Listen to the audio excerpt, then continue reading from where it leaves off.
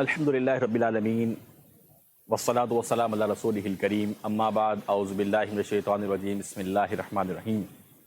معزز ناظرین کرام، السلام علیکم ورحمۃ اللہ وبرکاتہ۔ الافام کی جانب سے میں ہوں حافظ عبدالجانہ شیخ۔ آج ہم 15ویں پارے کا خلاصہ آپ احباب کی خدمت میں انشاءاللہ پیش کریں گے۔ اس پارے کے اندر 2 صورتیں ہیں۔ پہلی صورت سورہ بنی اسرائیل اور دوسری صورت سورہ کہف۔ سورہ بنی اسرائیل کے 2 نام بیان کیے گئے ہیں، ایک تو بنی اسرائیل اور ایک دوسرا سورت کا نام سورۃ الاسراء بھی رکھا گیا ہے۔ بنی اسرائیل کے حوالے سے پہلے ہم گفتگو کر چکے ہیں کہ بنی اسرائیل کا معنی ہے اللہ کا۔ یہ حضرت اسرائیل حضرت یعقوب علیہ السلام کا لقب تھا، اور اسرائیل کا معنی ہے اللہ کا بندہ۔ تو حضرت یعقوب علیہ السلام کی جو اولاد ہے وہ بنی اسرائیل کے نام سے مشہور ہوئی۔ تو اس صورت کے اندر ان کی تباہی، ان کے عروج و زوال کی داستان اور ان کا تذکرہ موجود ہے۔ اس حساب سے بھی اس کا نام بنی اسرائیل رکھا گیا، اور اسی طرح اس صورت کا نام اسراء بھی رکھا گیا کیونکہ اس کے اندر واقعہ معراج کا تذکرہ ہے۔ پہلی آیت سبحان الذی اسری بعبدہ لیلا من المسجد الحرام الی المسجد الاقصی الذی بارکنا حولہ لنریہ من آیاتنا انہ هو السمیع البصیر۔ واقعہ معراج کے 2 حصے ہیں، ایک حصہ اسراء کہلاتا ہے اور دوسرا معراج کہلاتا ہے۔ پہلا حصہ اسراء کہتے ہیں، جو اللہ کے نبی کریم صلی اللہ علیہ وآلہ وسلم مکے سے آپ جو فلسطین پہنچے ہیں، مسجد اقصی پہنچے ہیں، یہ حصہ اسراء کہلاتا ہے۔ اور پھر جب آپ وہاں سے جو اوپر گئے ہیں، آپ 7 آسمانوں کی آپ کو سیر کروائی گئی ہے، وہاں پر آپ کی انبیاء کرام سے ملاقات ہوئی، پھر سدرۃ المنتہا، جنت کا نظارہ، جہنم آپ کو دکھلائی گئی ہے، اور اس کے ساتھ نماز کی فرضیت کی گئی ہے۔ یہ پورا کا پورا سفر جو ہے یہ معراج کہلاتا ہے۔ تو یہ 2 حصے ہیں، لیکن ہمارے یہاں پر کیونکہ معراج کا جو واقعہ ہے وہ ڈیٹیلنگ کے اندر زیادہ ہے اور ایک تفصیل طلب ہے، اسی وجہ سے اغلب اس پورے واقعے کو معراج کے واقعے سے تعبیر کرتے ہیں، جبکہ اس کے 2 حصے ہیں۔ پھر آپ کو جب لے کے گئے ہیں مسجد اقصی، وہاں پر آپ نے تمام انبیاء کرام کی امامت کروائی ہے، اس کے بعد پھر آپ کو معراج پر لے کر جایا گیا ہے۔ تو یہ واقعہ کب پیش آیا، اس حوالے سے مختلف اقوالات ہیں، کوئی حتمی بات نہیں ہے۔ ہمارے یہاں بعض لوگ اس کو 27 رجب کو کہتے ہیں کہ اسی دن ہی معراج ہوئی، اور یہ تاریخ انہوں نے طے کر لی ہے، جبکہ اس کا ہمیں کوئی ثبوت نہیں ملتا ہے۔ نہ تاریخ طے ہے، نہ مہینہ طے ہے، نہ ہی سال طے ہے۔ سال کے بارے میں بھی اختلاف ہے، مہینے کے بارے میں بھی اختلاف ہے، اور تاریخ کے بارے میں بھی اختلاف ہے۔ لہٰذا کسی ایک تاریخ کو، کسی ایک مہینے کو مخصوص کر لینا، پھر اس مخصوص کرنے کے بعد اسے مخصوص عبادتیں کرنا، یہ کسی صورت درست نہیں ہے۔ تو شروع کے اندر واقعہ معراج کا تذکرہ ہوا، اس کے بعد آگے ہم آتے ہیں تو بنی اسرائیل کے عروج و زوال کے 4 ادوار کا تذکرہ ہوا، کہ وہ لوگ جو تھے ان کے اوپر اللہ رب العالمین کی طرف سے جب ان کی حرکتیں ایسی ہوئی کہ انہوں نے انبیاء کرام کو قتل کیا، اللہ رب العالمین کی نافرمانیاں کی، تو اللہ رب العالمین نے انہیں عذاب سے دوچار کیا۔ جب حضرت موسیٰ علیہ السلام کے ساتھ یہ لوگ فلسطین آئے ہیں، تو وہاں پر آنے کے بعد ہونا تو یہ چاہیے تھا کہ اس علاقے کے اندر مشرکین، بت پرست لوگ بہت زیادہ کثرت کے اندر موجود تھے۔ اب ہونا تو یہ چاہیے تھا کہ یہ اتحاد کے ساتھ کام کرتے اور ان مشرکین لوگوں کے اوپر تبلیغ کر کے ان کو اللہ رب العالمین کی توحید کی دعوت دیتے، لیکن انہوں نے الٹا کام کیا۔ ایک تو وہاں جا کر گروہوں کے اندر تقسیم ہو گئے، فرقوں کے اندر تقسیم ہو گئے، اور بجائے اس کے کہ ان کے اوپر اپنا اثر چھوڑتے، ان کا اثر قبول کرنا شروع کر لیا ہے ان لوگوں نے۔ تو پھر کیا ہوا کہ یہ لوگ بری طرح وہاں پٹنے لگے ہیں، بری طرح یہ لوگ ذلیل و خوار ہونے لگے ہیں۔ پھر اللہ رب العالمین سے انہوں نے مدد طلب کی۔ پھر مدد طلب کرنے کے بعد جو ہم پیچھے واقعہ پڑھ کر آئے ہیں، طالوت اور جالوت کا پورا واقعہ جو ہم پڑھ کر آئے ہیں، پھر اللہ رب العالمین نے ان کے اندر وَقَتَلَ داؤد جالوت طالوت بادشاہ ان کے اندر بھیجے ہیں، جنہوں نے پھر ان کو ایک عروج اس موقع پر دیا ہے، اور پھر جو ہے طالوت، اس کے بعد پھر حضرت داؤد علیہ السلام، پھر اس کے بعد حضرت سلیمان علیہ السلام، ان کی حکومت ان کے اندر رہی، اور یہ بڑا ہی بہترین دور ان کے اندر رہا ہے۔ آپ علیہ السلام، حضرت سلیمان علیہ السلام کے بعد ان لوگوں نے پھر دوبارہ اپنی پرانا روش کے اوپر آ گئے، اور پھر اللہ رب العالمین کی معصیت جب ان لوگوں نے شروع کی، شرک کے اندر پھر پڑ گئے، پھر ان کے اوپر آشوریوں نے حملہ کیا ہے۔ یہ تقریباً 721 قبل مسیح کا واقعہ ہے۔ تو کئی ہزار بنی اسرائیلیوں کو قتل کیا ہے، اور پھر یہ لوگ تباہی کے اندر اور زوال کے اندر چلے گئے۔ پھر کئی سال غلامی کے اندر رہے ہیں، بخت نصر نے ان کو غلام بنا لیا ہے، کئی سال غلامی کے اندر۔ پھر ایران کا ایک بادشاہ جس کا نام اکسویرس بیان کیا جاتا ہے، اس نے پھر ان کے حق کے اندر لڑائی کی اور ان کو ایک عروج دیا۔ پھر یہ لوگ پاور کے اندر آ گئے، اور ان کا ایک عروج اس موقع پر چلا۔ لیکن عروج ملنے کے بعد پھر کیا ہوا، یہ دوبارہ اللہ رب العالمین کی معصیت میں آ گئے، انبیاء کرام کو شہید کرنے لگے۔ حضرت یحییٰ علیہ السلام کو انہوں نے شہید کیا، پھر حضرت عیسیٰ علیہ السلام کے پیچھے یہ لوگ پڑ گئے۔ پھر جب انہوں نے یہ کام کیا، دوبارہ اپنے انہی سابقہ روش کے اوپر یہ لوگ آ گئے، پھر اللہ رب العالمین نے انہیں پھر زوال کی طرف دھکیل دیا۔ ان کے اوپر ٹائٹس نامی ایک بادشاہ نے 70 عیسوی کے اندر حملہ کیا اور ان کا ہیکل تباہ کر دیا، اور ان کے ساتھ بڑا ہی ایک برا اور تاریخی سلوک اس بادشاہ نے ان کے ساتھ کیا۔ تو اللہ رب العالمین نے یہ تمام امور بیان کیے کہ جو قوم اللہ رب العالمین کے عہد کو توڑتی ہے تو پھر دیر نہیں لگتی، اللہ رب العالمین اس کو ذلیل و خوار کر دیتا ہے۔ تو آج ہم دیکھ لیں ہمارے اندر بھی بنی اسرائیلیوں کی روش، کیونکہ اللہ کے نبی صلی اللہ علیہ وسلم کی حدیث ہے کہ تم اپنے سے پہلوں کی پیروی کرو گے، تو جب ہم دیکھتے ہیں تو ہمارے اندر بھی ان کی روش موجود ہے۔ جو غلطیاں، جو خامیاں ان لوگوں نے کی، وہی خامیاں آج ہمارے اندر موجود ہیں۔ تو انہی خامیوں کی وجہ سے ہم دیکھتے ہیں کہ آج ہم زوال پذیر ہیں اور مزید ذلت کے اندر گرتے جا رہے ہیں۔ وجہ یہی ہے کہ ہم اپنے سے پہلے لوگوں سے سبق حاصل کرنے کے بجائے ان کو ہم نے اپنا نمونہ اور اپنے لیے مقتدا بنا لیا ہے، ان کی طرح کام کر رہے ہیں، پھر ان کی طرح ہمیں ضلالت بھی مل رہی ہے۔ اچھا جی، آگے چلتے ہیں۔ آگے بیان کیا گیا کہ انسان کے اوپر جیسے ہی مصیبت آتی ہے فوراً دعا کرنے لگتا ہے کہ مجھے میری جان چلی جائے، مجھے شر فوراً مل جائے، مطلب فوراً مایوس ہو جاتا ہے، فوراً مایوس ہو جاتا ہے۔ اللہ رب العالمین نے فرمایا وَكَانَ الْإِنسَانُ عَجُولًا، انسان جلد باز ہے۔ یہ انسان کے اندر ایک صفت ہے کہ وہ جلد باز، جیسے ہی نقصان پہنچا، تھوڑا سا نقصان پہنچتا ہے اتنا بیزار ہو جاتا ہے اپنی زندگی سے، اتنا بیزار ہو جاتا ہے کہ ہر ایک سے جب بات کرتا ہے تو یار میں زندگی اتنے دکھ ہیں کہ کچھ لوگ آپ کو ایسے ٹکرائیں گے جب آپ مجھ سے بات کریں گے تو وہ دنیا کے سب سے زیادہ مظلوم ترین انسان آپ کے سامنے لگیں گے کہ یار سارا کا سارا ظلم ہی اس بندے کے اوپر ہو گیا، پوری امت مسلمہ کا عذاب اسی کے اوپر ٹوٹ پڑا ہے۔ تو لہٰذا اس طرح انسان کو جلد باز نہیں ہونا چاہیے، بلکہ اگر کوئی وقتی پریشانی ہے تو اللہ کی طرف رجوع کرے اور اللہ رب العالمین سے خیر کا طالب ہو، ایسا نہ ہو کہ اللہ رب العالمین کے یہاں شر کا طالب بن جائے۔ آگے بیان کیا گیا کہ روز قیامت ہمارا اعمال نامہ ہماری گردن کے اندر ٹانک دیا جائے گا اور کہا جائے گا اقرا کتابک، کہ اپنی جو کتاب ہے اس کو خود پڑھو، اس کو خود پڑھو۔ کفا بنفسک الیوم علیک حسیبا، کہ آج تمہارا نفس تمہارا محاسبہ، اپنے نفس کا محاسبہ تم خود کرو، جو کرتوت تم کر کے آئے ہو تم اس کو اپنے سامنے دیکھ لو۔ آگے آیت ذکر ہوئی کہ جب بندہ پڑھے گا تو کہے گا کہ یہ کیسی کتاب ہے، یہ کیسی کتاب ہے، لا یغادر صغیرۃ ولا کبیرۃ الا احصاھا، کہ کوئی چھوٹی سے چھوٹی بات بھی نہیں چھوڑی گئی، ہر ایک بات اس کتاب کے اندر موجود ہے۔ تو انسان کو خود ہی کہا جائے گا کہ اب اعمال نامہ تیرے سامنے، اب خود ہی پڑھ لے کیا کرتوت تو کر کے آیا ہے۔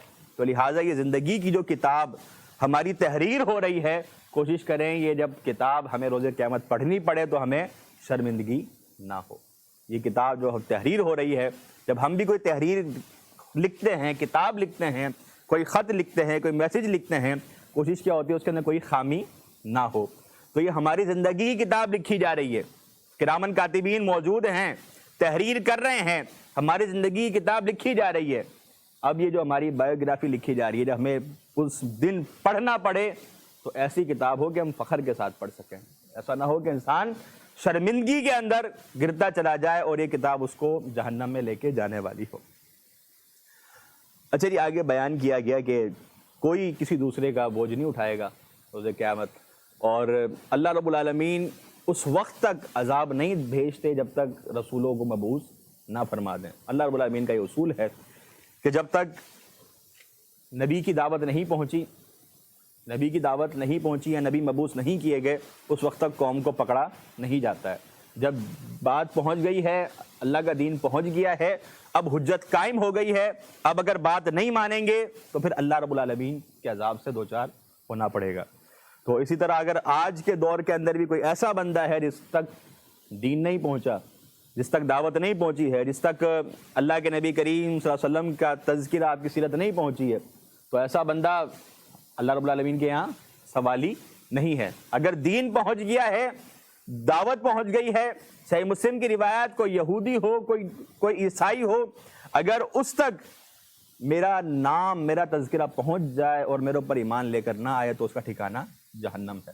تو دعوت پہنچنے کے بعد حجت قائم ہو جاتی ہے۔ اچھا جی، آگے احکامات بیان ہو رہے ہیں اور بڑے ہی زندگی کو خوشگوار گزارنے کے بہترین اصول کہ تیرے رب نے اس بات کا فیصلہ کیا ہے۔ پہلی چیز کیا کہ اللہ کے ساتھ شرک نہیں کرنا، اللہ کے ساتھ شرک نہیں کرنا ہے۔ آگے کہا وَبِالْوَالِدَيْنِ إِحْسَانًا، والدین کے ساتھ تم نے حسن سلوک کرنا ہے۔ اور حسن سلوک اس انداز کا کہ فرمایا گیا کہ جب ان دونوں میں سے کوئی ایک بڑھاپے کو پہنچ جائے یا دونوں بڑھاپے کو پہنچ جائے تو ان کو جھڑکنا نہیں ہے، ان کو جھڑکنا نہیں ہے، ان کو اف تک نہیں کہنا، بلکہ ان سے تم نے پیار بھری، محبت بھری بات کرنی ہے۔ ظاہر سی بات ہے، جب انسان جوانی کی عمر کو پہنچتا ہے، والدین بوڑھے ہو جاتے ہیں، پھر والدین کی چھوٹی سے چھوٹی بات بہت زیادہ گرا گزر رہی ہوتی ہے، وہ کسی چیز سے روکے، کسی چیز سے ٹوکے یا کسی چیز کے متعلق آپ سے سوال کریں تو ان کا یہ سوال کرنا انسان کو بہت زیادہ گرا گزرتا ہے۔ حالانکہ بچپن کے اندر انسان اپنے والدین کے کس قدر کان کھا لیتا ہے وہ وقت یاد نہیں آتا، اور ظاہر سی بات ہے جب والدین بوڑھے ہوتے ہیں اس انسان کی بھی اپنی اولاد ہو جاتی ہے، تو یہاں دیکھے کہ کس قدر اولاد سوال کر رہی ہے بچپن کے اندر، ہر ایک چیز کے متعلق پوچھ رہی ہے۔ تو بڑھاپے کے اندر بندے کا ذہن بھی ایسا ہی ہو جاتا ہے، وہ جنریشن کا ایک بہت بڑا گیپ آ جاتا ہے۔ تو جب وہ آپ سے سوال کر رہے ہیں، کوئی چیز پوچھ رہے ہیں، تو ان کو جھڑکنے والا رویہ نہ ہو، ان کے ساتھ محبت اور پیار کے ساتھ گفتگو کی جائے۔ اور آگے فرمایا گیا کہ تم نے ان کے لیے اپنے پروں کو، اپنی پلکوں کو تم نے بچھا کے رکھنا ہے۔ جیسے ہی حکم دیں فوراً جا کر اس کام کو سر انجام دیں، ان کی پکار کو اپنے لیے باعث رحمت سمجھیں، زحمت نہ سمجھیں۔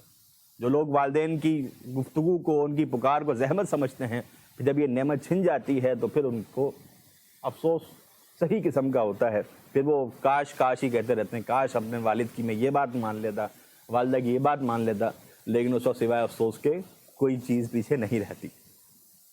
دعا سکھلائی گئی کہ والدین کے لیے دعا، بہترین دعا رب ارحمہما کما ربیانی صغیرہ، اے اللہ والدین کے اوپر رحم فرما، جس طرح بچپن میں انہوں نے میرے اوپر شفقت والا معاملہ کیا تھا، میری پرورش احسن انداز کے ساتھ کی تھی، اس طرح میرے والدین کے اوپر رحم والا معاملہ فرما۔ آگے فرمایا گیا کہ رشتہ داروں کے ساتھ تم نے اچھا سلوک رکھنا ہے، مسکینوں کے ساتھ، مسافروں کے ساتھ تم نے اچھا رویہ رکھنا ہے، ان کے حقوق کو ادا کرنا ہے۔ اور آگے ایک بہت اہم بات کہ وَلَا تُبَذِّرْ تَبْذِيرًا، تم نے رشتہ داروں کا حق ادا کرنا، مسکین کا اور مسافروں کا۔ آگے کہا گیا کہ تم نے فضول خرچی نہیں کرنی، تم نے فضول خرچی نہیں کرنی۔ ان المبذرین کانوا اخوان الشیاطین، جو فضول خرچ ہیں وہ شیطان کے بھائی ہیں۔ تو معلوم ہوا رشتہ داروں کے ساتھ حسن سلوک کرتے ہوئے ان کو ان کی مہمان نوازی کے اندر بلا وجہ کا تکلف نہ ہو۔ جس طرح ہمارے یہاں جب شادی کے اندر بھی جو مہمان آ رہے ہیں، جو ہمارے پاس بارات میں آ رہے ہیں، ہمارے پاس ولیمے میں آ رہے ہیں، ان کے لیے قرض اٹھا کر دعوت کی جا رہی ہے اور بلا وجہ کی فضول خرچی کی جا رہی ہے، تو یہ فضول خرچی شیطان کا بھائی ہمیں بنا دے گی، شیطان کا دوست ہمیں بنا دے گی، تو جتنی ہماری استطاعت ہے اس کو ملحوظ خاطر رکھا جائے، اس کے اندر کسی بھی قسم کا اسراف نہ ہو۔ اسی طرح جب مسکین کو دینے کا معاملہ ہے، یعنی جب خرچ کر رہے ہیں، بس ہوگا جب انسان دیکھا دیکھی خرچ کر رہا ہوتا ہے یا کچھ زیادہ ہی بڑے دل کا بن جاتا ہے اور سب کچھ ہی لٹانے کو تیار ہو جاتا ہے، پیچھے نہیں دیکھتا کہ میرے پاس کیا بچے گا، کیا محفوظ رہے گا، کچھ یہ بیلنس بھی انسان کو رکھنا چاہیے۔ اسی طرح مسافروں کے ساتھ جو معاملہ کیا جائے اس کے اندر بھی ہم نے فضول خرچی سے اپنے دامن کو بچانا ہے۔ اچھا جی، آگے بیان کیا گیا کہ وَلَا تَجْعَلْ يَدَكَ مَغْلُولَةً إِلَىٰ عُنُقِكَ، اب ایسا بھی نہیں کر لینا کہ اپنے ہاتھ کو تم نے گردن کے ساتھ باندھ لینا ہے کہ وہ جیب کے اندر اب جا ہی نہیں رہا ہے، کہ بخل بھی غلط اور اسراف بھی غلط، جو اعتدال والی راہ ہے اس کو تم نے اپنانا ہے۔ آپ دیکھیں جتنی گنجائش ہے، جتنی سہولت ہے، اسی کو ملحوظ خاطر رکھیں۔ اگر بالکل ہی کنجوس بن جائیں گے تب بھی اللہ کی رحمت سے کٹ جائیں گے، اگر فضول خرچ بن جائیں گے تب بھی اللہ کی رحمت سے کٹ جائیں گے، اسی لیے اعتدال والا رویہ اختیار کریں۔ آگے منع کیا گیا اپنی اولاد کو قتل نہ کرو بھوک کے ڈر سے، ہم تمہیں بھی رزق دینے والے ہیں، انہیں بھی رزق دینے والے ہیں، اور فرمایا کہ ان کا قتل کرنا بہت بڑا یہ گناہ ہے، اس پر تفصیلی بات ہم پیچھے کر چکے ہیں۔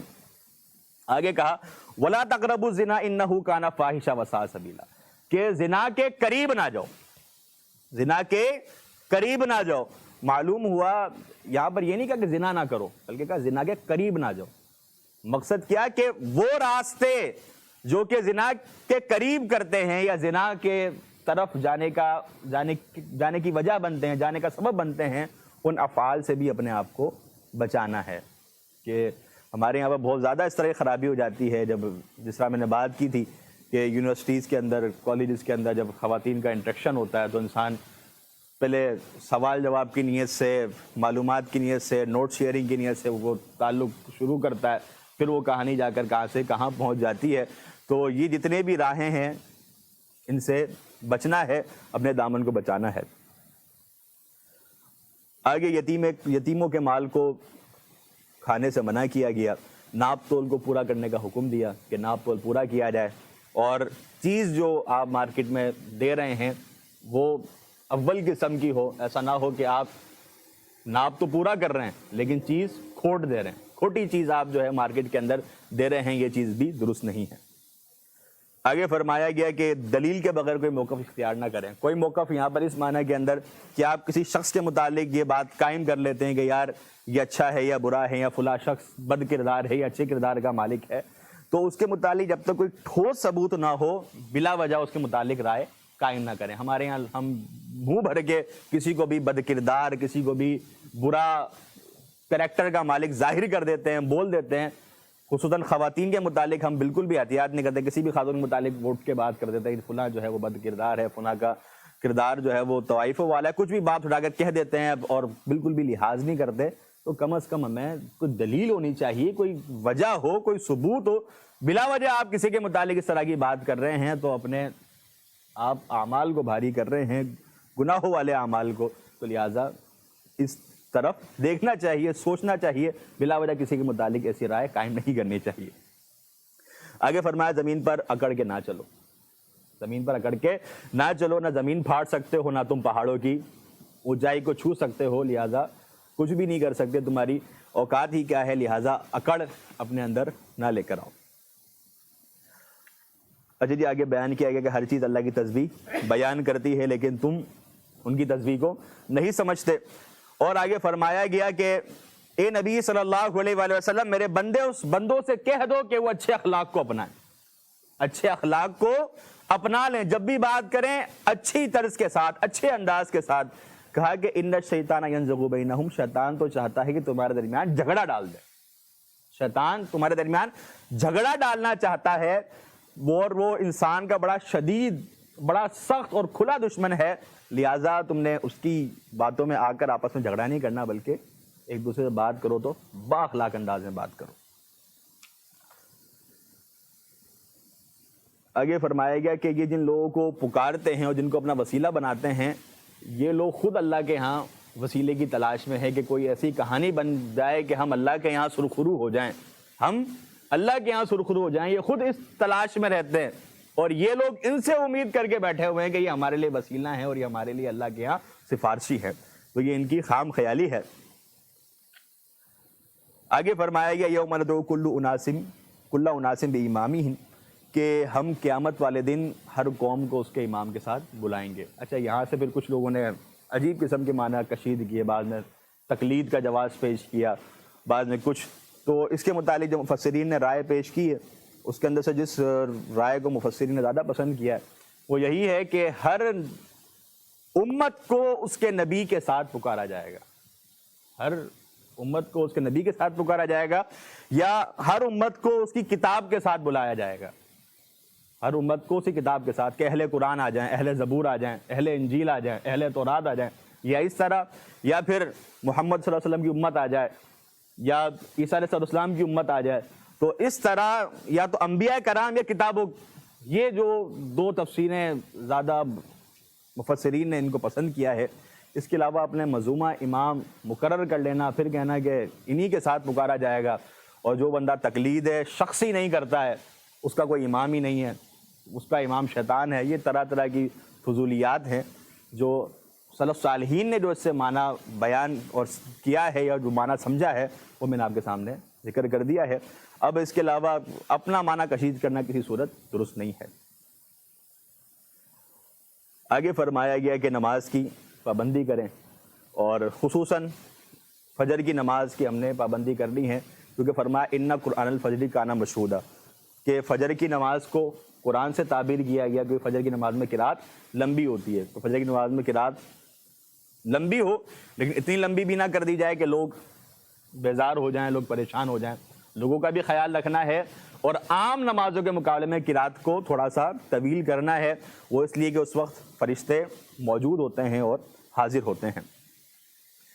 آگے فرمایا گیا وَقُلْ جَاءَ الْحَقُّ وَزَهَقَ الْبَاطِلُ إِنَّ الْبَاطِلَ كَانَ زَهُوقًا، کہ حق آ گیا اور باطل مٹ گیا. جب فتح مکہ کا موقع ہے اس وقت آپ اس آیت کو پڑھ رہے ہیں اور بتوں کو گراتے جا رہے ہیں. اور یہاں پر ایک بہت اہم اصول ہمیں ملتا ہے کہ باطل تب جاتا ہے جب حق آتا ہے. باطل تب جاتا ہے جب حق آتا ہے. اگر حق والے نہیں اٹھیں گے تو باطل جمود اختیار کر لے گا، باطل جامد ہو جائے گا. تو باطل کو ختم کرنے کے لیے ضروری ہے کہ اہل حق اٹھیں. آپ سے یہی شکایت کرتے ہیں یار فتنہ پھیل رہا ہے، فتنہ پھیل رہا ہے، فلاں شخص یہ ظلم کر رہا ہے، فلاں شخص یہ کسی بیانیاں کر رہا ہے. تو صرف شکایت کرنے ہی نہیں، آپ حق کے دائی ہیں تو آپ اٹھیں، آپ اس فتنے کے خلاف سرکوبی کریں، اس فتنے کے خلاف آپ بات کریں، تحریر کریں، تقریر کریں. تو جب حق آئے گا تو یہ باطل خود ہی دبک کر بیٹھ جائے گا. تو شرط ہے کہ جو اہل حق ہیں وہ صرف باطل کے متعلق شکایتیں نہ کریں، بلکہ باطل کی سرکوبی کے لیے وہ نکلیں، اور اللہ رب العالمین کی راہ کے اندر تقریر کے ذریعے، تحریر کے ذریعے، اور جس طرح کل بات حکمت کو اپناتے ہوئے، جو جدید ذرائع ہیں ان کو اپناتے ہوئے ہم نے حق کی دعوت کو پھیلانا ہے، تاکہ باطل دب جائے اور باطل ختم ہو جائے. آگے فرمایا گیا قرآن جو ہے وہ شفا ہے اور رحمت ہے مؤمنین کے لیے. اس سے بعض لوگ جو ہے تعویذ کا بھی ثبوت لیتے ہیں. قرآنی تعویذ کے متعلق ایک تو تعویذ عام ہوتی ہے جو اس میں شرکیہ نقوش بنے ہوئے ہوتے ہیں، وہ تو کلی طور پہ حرام ہے. لیکن قرآنی تعویذ کے اوپر البتہ کچھ اختلاف پایا جاتا ہے. بعض علماء قائل بھی ہیں اس کے، بعض علماء قائل نہیں ہیں. تو بہتر موقف یہی لگتا ہے کہ قرآن کی بھی تعویذ نہ بنائی جائے، کیونکہ اس کے اندر بے حرمتی آ جاتی ہے.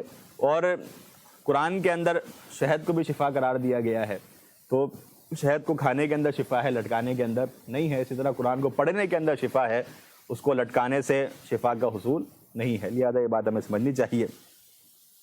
آگے فرمایا گیا کہ یہ آپ سے سوال کرتے ہیں روح کے متعلق. یہ یہودیوں نے کچھ سوالات مشرکین مکہ ان سے سیکھ کر آئے تھے، کچھ سوالات اللہ کے نبی صلی اللہ علیہ وسلم سے پوچھنے کے لیے.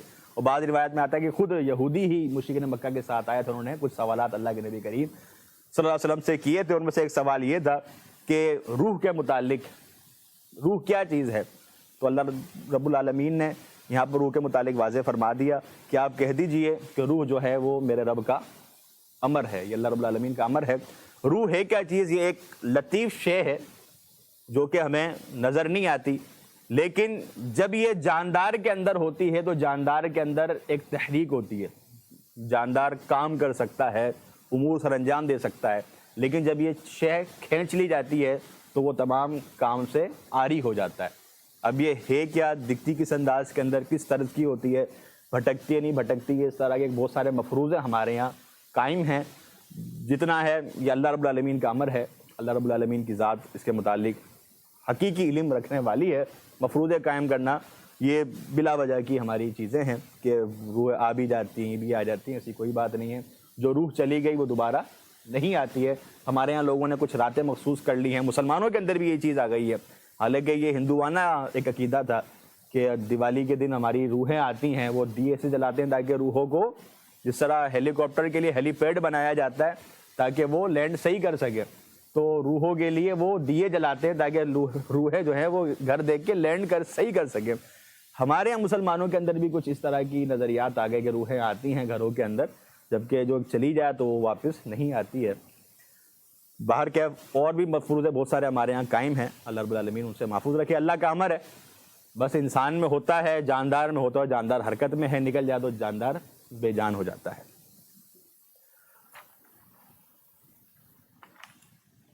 اچھا جی، آخر کے اندر ہم آ جاتے ہیں۔ فرمایا قُلِ ادعوا اللہ عبد الرحمن، کہ تم اللہ رب العالمین کو اس کے حقیقی نام سے پکارو یا اس کے صفاتی نام الرحمن کے ساتھ پکارو، اس کے اچھے اچھے نام ہے۔ مشرکین مکہ یہ بات کہا کرتے تھے کہ ہم اللہ کو تو جانتے ہیں لیکن رحمان کو نہیں جانتے۔ اس موقع پر یہ آیت نازل ہوئی کہ اللہ رب العالمین کا یہ صفاتی نام ہے الرحمن۔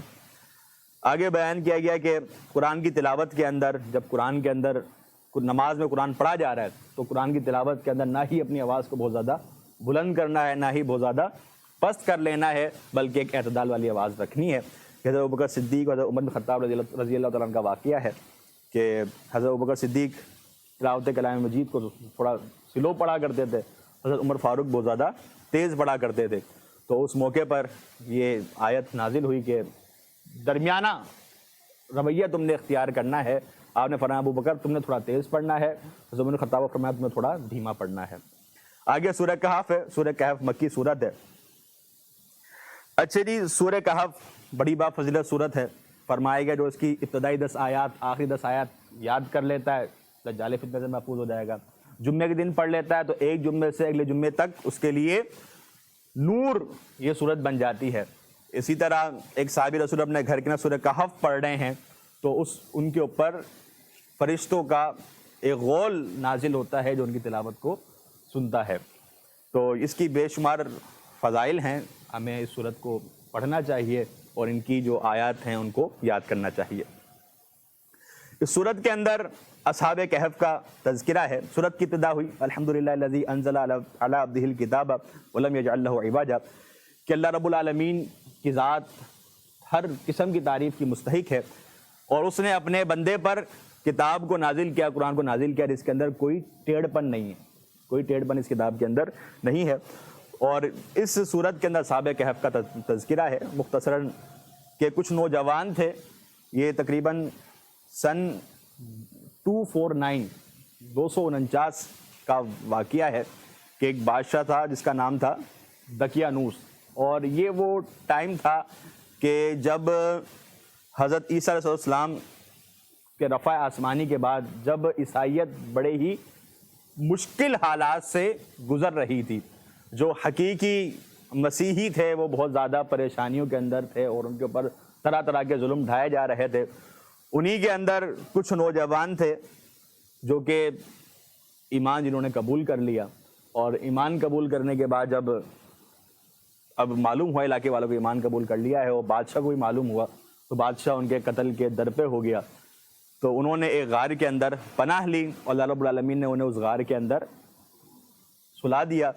تقریباً ان کو 309 سال جس کا ذکر کیا گیا ہے، اور یہ 300 کی جو رائے ہے اس کے متعلق بھی اختلاف ہے۔ بعض نے کہا کہ یہ 309 کا ذکر اللہ رب العالمین نے کیا ہے، مفسرین کی ایک رائے یہ ہے کہ اللہ رب العالمین کا فرمان ہے، اور بعض نے کہا کہ اللہ رب العالمین نے یہ اپنا قول فیصل ذکر نہیں کیا بلکہ جو آراء اس وقت لوگوں میں پائی جاتی تھی ان کا ذکر کیا ہے۔ بہرکیف یہ دونوں باتیں ہمیں اس آیت کی تفصیلیں ملتی ہیں، لیکن معلوم ہوتا ہے کہ ایک طویل عرصہ وہ سوئے رہے ہیں، اور 200 سال پر تو سبھی کا اتفاق ہے، 200 سال تو لازماً ہی سوئے ہیں، باقی جو قول فیصل ہے 300 اس کے متعلق ان کی بعض لوگوں کی آرا ہیں۔ تو باہر کے 300 سال کے لگ بھگ ایک طویل عرصہ یہ نوجوان وہاں پر سوئے رہے ہیں۔ اللہ رب العالمین، اس غار کا رخ بڑے ہی خوبصورت انداز میں تھا، ان کے ساتھ ان کا کتا بھی تھا، وہ کتا اس غار کے دہانے کے اوپر موجود تھا، اور اس کی شکل کے اندر ایک ہیبت تھی کہ لوگ وہاں پر اس کو دیکھتے تھے تو کترایا کرتے تھے، اور اس غار کا رخ اس انداز میں تھا کہ سورج طلوع ہو غروب ہو اس کے اندر دھوپ نہیں پہنچتی تھی۔ اللہ رب العالمین نے بڑی ہی سکون کی نیند ان کو دے دی۔ جب وہ نیند سے اٹھے ہیں ایک طویل عرصے کے بعد، تو ان میں سے ایک ساتھی نے کہا کہ ہم کتنا عرصہ سوئے ہیں؟ تو ایک کہنے لگا کہ ایک دن، ایک نے کہا بھائی آدھا دن، اتنا ہی سوئے ہوں گے۔ لیکن جب وہ بازار گئے ہیں اور بازار جا کر انہوں نے دیکھا ہے پورا کا پورا منظر ہی تبدیل ہے، اور وہاں پر جا کر جب انہوں نے کوئی چیز خریدنے کے لیے اپنی جیب سے سکہ نکالا ہے، اپنی جیب سے کرنسی نکالی ہے، تو لوگوں نے دیکھ لیا یہ تو جی آج سے کئی سال پرانے بادشاہ کا سکہ ہے، تو وہ سمجھے کہ ان کے پاس کوئی پرانے بادشاہ کا خزانہ ہاتھ لگ گیا ہے ان کے، تو وہ ان کو پکڑ کے پھر بادشاہ کے پاس لے گئے۔ اور اس وقت تک جو مسیحیت تھی، جو عیسائیت تھی، جو نصرانیت تھی، وہ سرکاری ایک مذہب بن چکی تھی، اور اس وقت بڑی سپورٹ تھی عیسائیوں کو۔ تو اس موقع پر یہ نوجوانوں کو بادشاہ کے سامنے پیش کیا گیا ہے۔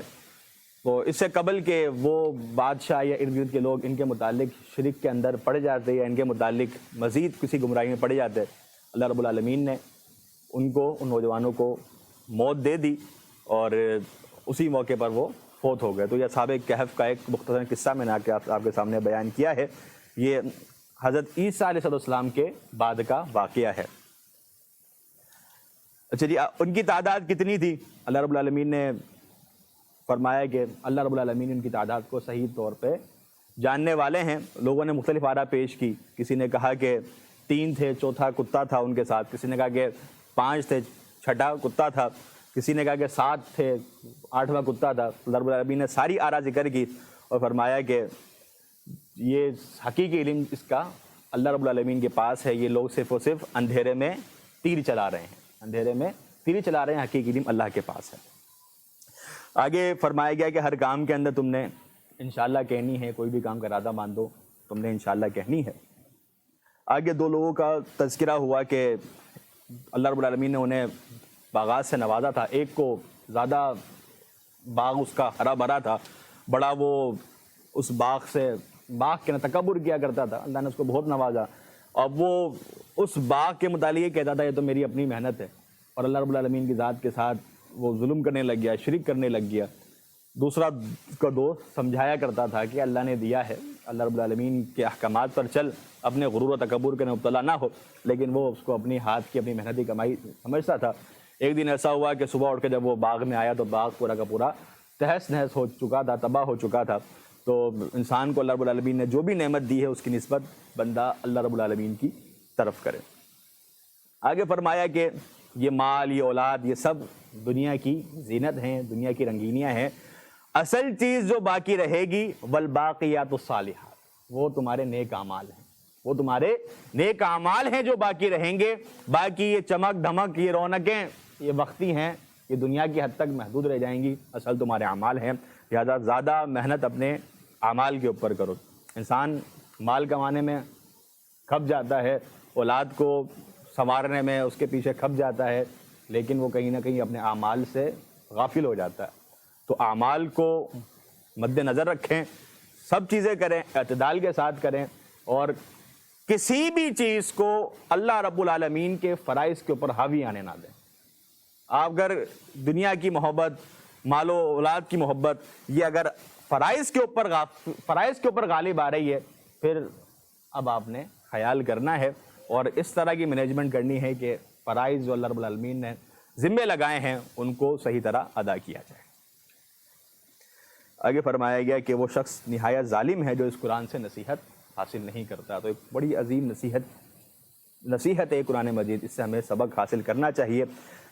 آگے موسیٰ علیہ السلام کا واقعہ ہے۔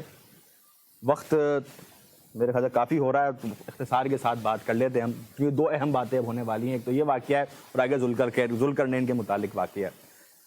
حضرت موسیٰ علیہ السلام سے کسی نے سوال کیا کہ سب سے زیادہ علم کون رکھتا ہے، تو آپ نے کہا کہ میں رکھتا ہوں. اللہ رب العالمین کو یہ بات ناپسند لگی. آپ رب العالمین نے موسیٰ علیہ السلام کو فرمایا کہ تجھے یہ کہنا چاہیے تھا کہ حقیقی علم اللہ رب العالمین کے پاس ہے اور سب سے زیادہ علم اللہ رب العالمین کے پاس ہے. تو آپ نے فرمایا کہ مجھے تو یہ لگتا ہے کہ دنیا کے اندر سب سے زیادہ علم مجھے ہی عطا ہوا ہے، اس لیے میں نے یہ بات کہی. آپ نے فرمایا کہ میرا ایک بندہ ہے خضر علیہ السلام، ذرا جاؤ اس سے ملاقات کر کے آؤ. تو اور نشانی کیا ہوگی کہ ایک مردہ مچھلی ساتھ لے جانا، ایک مقام پر آ کے وہ زندہ ہو جائے گی اور تم نے وہیں پر ہی تمہیں میرا وہ نیک بندہ ملے گا، اس سے جا کے ملاقات کرو.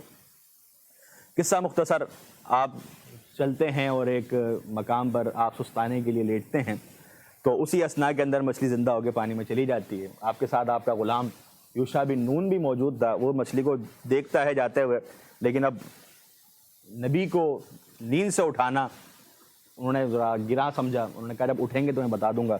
جب آپ اٹھیں تو وہ بھول گیا. تو پھر سفر شروع ہو گیا. مزید آگے آپ گئے ہیں تو تھکن محسوس ہوئی، بھوک محسوس ہوئی. آپ نے کہا لگتا ہے اللہ رب العالمین نے آزمایا ہے اور ایسے ہی کوئی بات نہیں ہے، لہٰذا بھوک بہت لگی ہے، مچھلی لے آئیں، اس کو ذرا پکا کر کھا لیا جائے. تو ان کو یاد آتا ہے کہ مچھلی تو زندہ ہو کے چلی گئی تھی. تو آپ نے کہا کہ وہ موقع تھا، وہاں خضر علیہ السلام موجود تھے، مجھے بتانا چاہیے تھا. پھر پاؤں کے نشان کو دیکھتے واپس آئے ہیں. وہاں خضر علیہ السلام سے ملاقات ہوئی ہے. حضرت موسیٰ علیہ السلام نے اس موقع پر کہا کہ میں چاہتا ہوں آپ کی شاگردگی اختیار کروں، آپ کے ہمراہ رہوں. تو انہوں نے کہا کہ آپ میرے ساتھ صبر نہیں کر سکتے. تو آپ نے کہا کہ آپ مجھے رکھیں، انشاءاللہ صبر کرنے والا پائیں گے. تو ایسا ہی ہوا کہ اب وہ ساتھ چل رہے ہیں کہ بیچ کے اندر ایک سمندر آیا. علاقے والوں نے خضر علیہ السلام کو پہچان لیا. انہوں نے مفت کے اندر کشتی کے بٹھا لیا. خضر علیہ السلام نے کیا کیا، کشتی کے پھٹے کو توڑ دیا. تو حضرت موسیٰ علیہ السلام نے کہنے لگے کہ آپ نے کشتی کو توڑ دیا ہے، کشتی کو توڑنے کی وجہ سے ڈوب جائیں گے ہم. ظاہر سی بات ہے، کشتی ٹوٹے گی تو پانی اندر آئے گا، ہم ڈوب جائیں گے. تو آپ نے یہ کیا کر دیا؟ کہا کہ میں نے کہا تھا کہ آپ صبر نہیں کر سکتے. اور صحیح بخاری میں الفاظ ہیں کہ اسی موقع پر ایک چڑیا آئی، وہ کشتی کی منڈیر کے اوپر بیٹھی ہے، اس نے سمندر سے کچھ پانی پیا ہے. تو حضرت خضر علیہ السلام نے سوال کیا، موسیٰ تم جانتے ہو کہ اللہ رب العالمین کے پاس کتنا علم ہے؟ تو آپ نے فرمایا میں واقف نہیں ہوں. تو آپ کو بتایا گیا کہ اللہ رب العالمین کے پاس علم اتنا ہے کہ جتنا اس چڑیا نے پانی پیا ہے، وہ کتنا پانی پیا ہوگا، 1 قطرے یا 2 قطرے؟ کہا کہ جتنا اس چڑیا نے پانی پیا ہے، اللہ رب العالمین نے اتنا علم پوری دنیا کو دیا ہے، حضرت آدم علیہ السلام سے لے کر کائنات کے آخری بچے تک. کہا کہ اتنا علم پوری دنیا کو دیا ہے، اور سمندر جتنا علم اللہ رب العالمین کے پاس سمندر سے زیادہ علم ہے. اللہ کے پاس اتنا علم ہے، وما اوتیتم من العلم الا قلیلا. تو پھر جب کشتی کنارے لگی ہے تو پھر ایک بچہ دیکھا، اس کو آپ نے جان سے مار دیا ہے.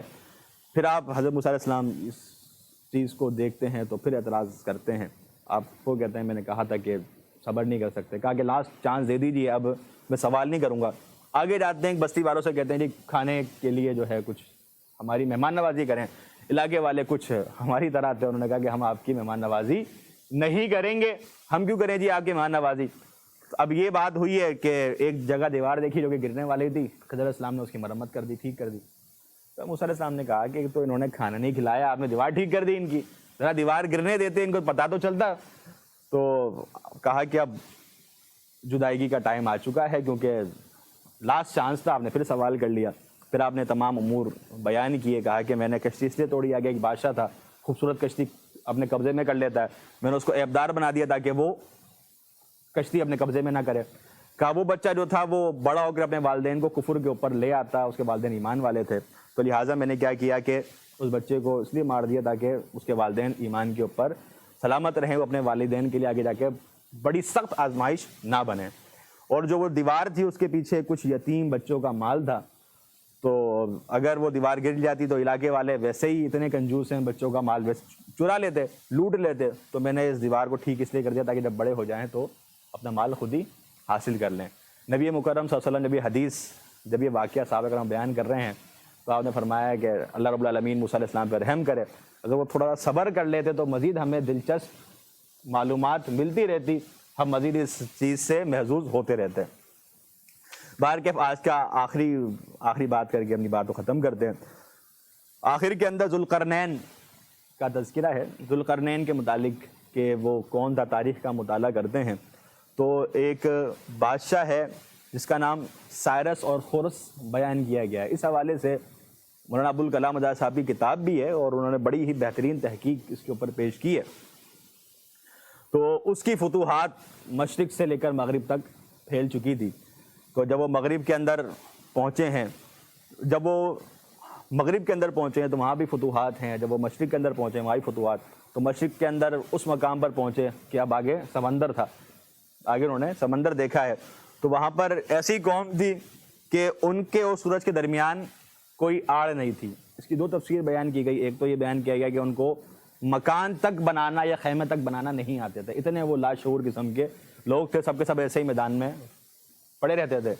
اور ایک یہ بیان کیا گیا کہ اس قدر وہ تہذیب سے دور تھے کہ مکان تو دور کی بات، اپنے بدن پر کپڑا تک وہ بنانے کے یا پہننے کے، یعنی کہ تہذیب ان کے اندر اتنی بھی نہیں تھی، بدن کے اوپر کپڑا تک نہیں پہنتے تھے. لیکن ان کے ساتھ معاملہ کیا تھا کہ ان کو ایک قوم یاجوج ماجوج کی تنگ کیا کرتی تھی. تو انہوں نے کہا کہ آپ ان یاجوج ماجوج سے ہمیں چھٹکارا دلا دیجئے، ان کو ہمارے درمیان ایک آڑ بنا دیں تاکہ ہم ان کے شر سے محفوظ رہیں. یاجوج ماجوج کون ہیں، اس کے حوالے سے مختلف باتیں ہیں. ایک تو بات ذہن میں رکھیں، یہ انسانی نسل سے ہیں، یہ انسانی نسل سے ہیں. اور مورخین کا تقریباً اتفاق کی ایسی بات پر کہ حضرت نوح علیہ السلام کا ایک بیٹا تھا یافس، اس کی اولاد سے یہ پوری نسل آگے چلی ہے. اور یہ بڑے جنگجو قسم کے لوگ تھے اور اللہ رب العالمین کی مخلوق کے اوپر بہت زیادہ ظلم کرنے والے تھے. تو جب ان کے ظلم حد سے زیادہ بڑھ گئے تو ذوالقرنین کو جب علاقے والوں نے شکایت کی تو آپ نے ایک آڑ ان کے درمیان بنا دی ہے. اب یہ اس دیوار کو چاٹتے رہتے ہیں، اس دیوار کو جو ہے وہ توڑنے کی کوشش کرتے رہتے ہیں، کیونکہ یہ دیوار جو بنائی گئی ہے وہ لوہے کے ساتھ اور تانبے کے ساتھ یہ دیوار بنائی گئی ہے. تو جب یہ دیوار بنائی گئی ہے تو اس کو چاٹتے ہیں. آپ یہ دیکھیں اتنے جنگجو ہیں اور اس قدر ٹرینڈ ہیں کہ چاٹ کر لوہا اور تانبا یہ پتلا کر دیتے ہیں اور روزانہ بالکل یہ دیوار باریک کر دیتے ہیں. لیکن جب یہ سوتے ہیں اور صبح اٹھتے ہیں دیوار پھر موٹی ہو جاتی ہے.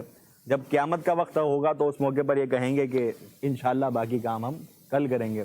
پھر جب اس دن دیوار ان کو پتلی کی پتلی ملے گی، اس کو چاٹ کر یہ آزاد ہو جائیں گے اور وہ اس دنیا کے اندر پھیل جائیں گے اور بڑا ہی خون ریزی یہ لوگ پھیلا دیں گے. عجیب اور دیو ہیکل قسم کی یہ قوم ہوگی.